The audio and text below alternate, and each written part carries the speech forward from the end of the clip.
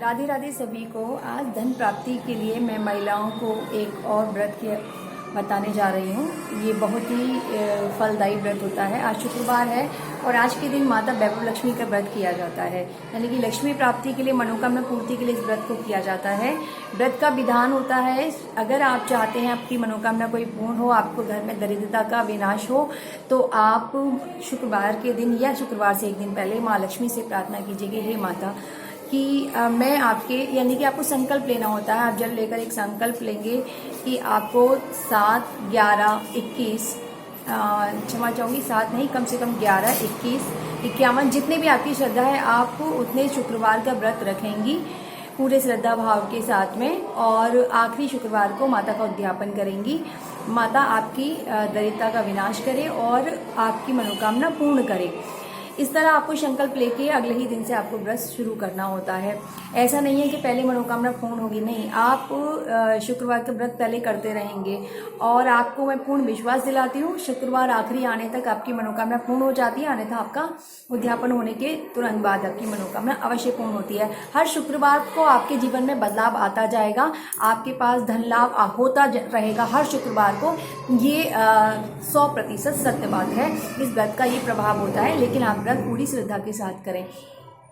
तो आपको व्रत में करना क्या होता है मैं आपको नॉर्मल बता देती हूँ। वैसे माता वैभव लक्ष्मी की पुस्तक भी बाजार में उपलब्ध होती है, लेकिन फिर भी मैं आपको, कुछ लोग थोड़े से भ्रमित हो जाते हैं, तो मैंने भी कई बार इस व्रत को किया, तो मैं आपको वही चीज़ बता रही हूँ कि आपको करना क्या होता है। शुक्रवार के दिन सुबह प्रातःकाल आप स्नान करेंगे, जो आप प्रतिदिन करते हैं, शुद्ध वस्त्र धारण करेंगे।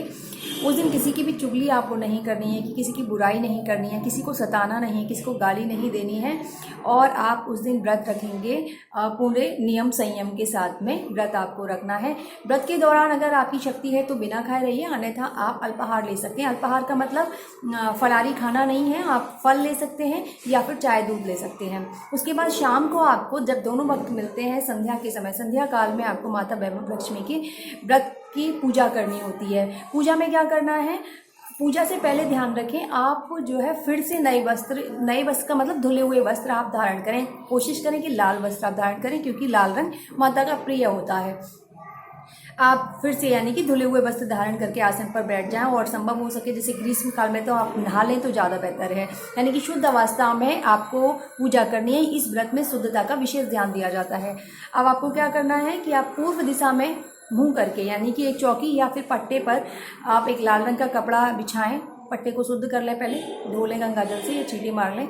लाल रंग का कपड़ा बिछाकर थोड़े से चावल रखें, उस पर एक तांबे का एक कलश रखें, और उस कलश के ऊपर, यानी कि कलश में गंगा जल भर के उसके ऊपर एक छोटी कटोरी रखें। कटोरी में आपके पास जो भी सोने का जेवरात है, सोने का नहीं है, अगर कोशिश करें सोने का हो तो आप चांदी या रुपया भी रख सकते हैं। उस जेवर को रखने के बाद में आपको श्री यंत्र आपके पास है, माता लक्ष्मी का यंत्र आपके पास है, वो श्री यंत्र को समक्ष रख लें। अन्यथा वैभव लक्ष्मी की पुस्तक में श्री यंत्र दे रखा होता है, आप उसको सामने रख सकते हैं। रोली, चावल, कुमकुम और लाल फूल विशेषकर माता को चढ़ाया जाता है। आपको गहना जो आपने रखा उसकी पूजा करनी है।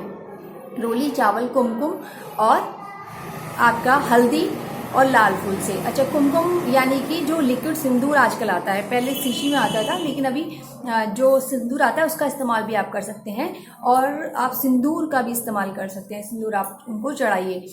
इस तरह पूजा करने के बाद में आपको चावल हाथ में लेकर माता की व्रत कथा पढ़नी है, और साथ ही आपको व्रत कथा पढ़ने के बाद में आपको कम से कम 11 बार, अन्यथा 108 बार, यानी कि एक माला आप माता लक्ष्मी के मंत्र का जाप करें। ओम ऐं ह्रीं श्रीं लक्ष्मी नमः या ओम महालक्ष्मी नमः, इस मंत्र का आप जाप करें। उसके बाद माता की आरती करें, माता से प्रार्थना करें कि माँ, मैं श्रद्धा भाव के साथ आपका व्रत कर रही हूँ, मेरी मनोकामना, मेरी दरिद्रता का विनाश करें, मेरी मनोकामना पूर्ण करें, यानी कि मेरा पूर्ण रूप से अपना आशीर्वाद मेरे सर पर बनाए रखें। इस तरह आपने पूरे शुक्रवार का व्रत रखिएगा, जितने भी आपने बोले हैं।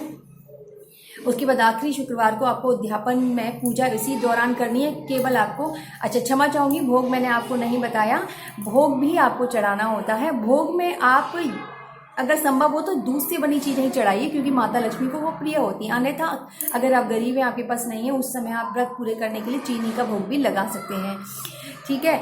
लेकिन आखिरी उद्यापन के समय जो है आपको चावल की खीर बनाना आवश्यक होता है, वो आप जरूर बनाइएगा।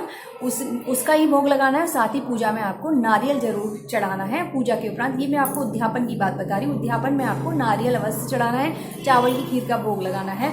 और पूजा के बाद में यानी कि उद्यापन वाले दिन आपको कम से कम 7 स्त्रियों को, सुहागिन स्त्रियों को भोजन कराना है, सात्विक भोजन, शुद्ध भोजन शाम के वक्त ही आपको पूजा के उपरांत।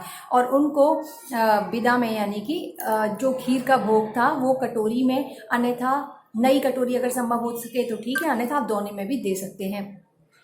तो आप उनको वो खीर और नारियल का टुकड़ा, जो आपने नारियल फोड़ा था, पूजा के बाद नारियल को फोड़ना होता है और उसको वितरण करना है, उनको आप दे दीजिएगा। अच्छा, 1 कटोरी खीर आप, और जो सामग्री है पूजा की वो सब आपको किसी और को नहीं देनी, वो अपने पास ही रखनी होती है।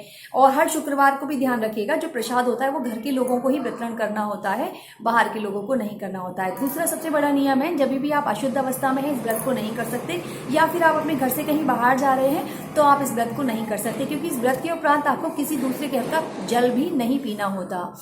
तो इसलिए अगर ऐसा है कि आपको कहीं जाना है तो आप उस दिन का व्रत छोड़ सकते हैं, अगले शुक्रवार को रख सकते हैं। ये है माता लक्ष्मी का वैभव लक्ष्मी व्रत। बाकी विधि वैभव लक्ष्मी की किताब में भी दे रखी होती है, आप उसमें भी प्रॉपर आप उसको कर सकते हैं। ये नॉर्मल आपको मैंने बताया, बहुत ही प्रभावी व्रत है।